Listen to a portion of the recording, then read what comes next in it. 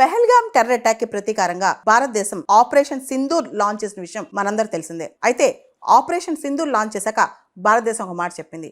Operation Sindoor కనుక retaliate చేస్తే గట్టిగా గుణపాఠం చెప్తామని భారతదేశం ఆల్రెడీ చెప్పింది. అయితే పాకిస్తాన్ వినలేదు. నిన్న రాత్రి 15 భారతీయ నగరాలపైన మిసైల్స్, డ్రోన్ అటాక్స్ ట్రై చేసిందంట. ముఖ్యంగా అవి north western India, Awantipora, Amritsar, Jalandhar, Kapurthala, Chandigarh, Srinagar, Pathankot ఇలా రకరకాల పట్టణాల మీద అటాక్కి ట్రై చేసిందంట.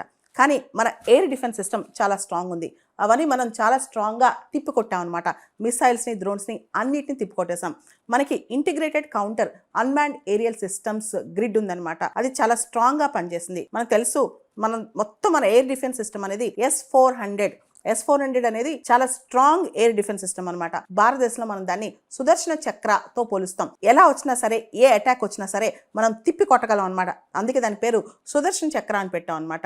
అయితే ఏదైతే ఇన్కమింగ్ టార్గెట్స్, ఏదైతే భారతదేశానికి మిసైల్స్, డ్రోన్స్ టార్గెట్స్ పెట్టి మరి మన దేశంలో 15 నగరాలను టార్గెట్ చేశారో వాటన్నిటిని న్యూట్రలైజ్ చేయడమే కాదు, తిప్పికొట్టడమే కాదు, అంతే ప్రపోర్షనేట్గా రెస్పాన్స్ ఇచ్చాం అనమాట. మనం అంతే ప్రపోర్షనేట్గా ఇంటెన్సిఫైడ్గా రెస్పాన్స్ ఇచ్చాం. వాళ్ళకి ధీటుగా మనం సీడ్ని ఆపరేషనలైజ్ చేసాం.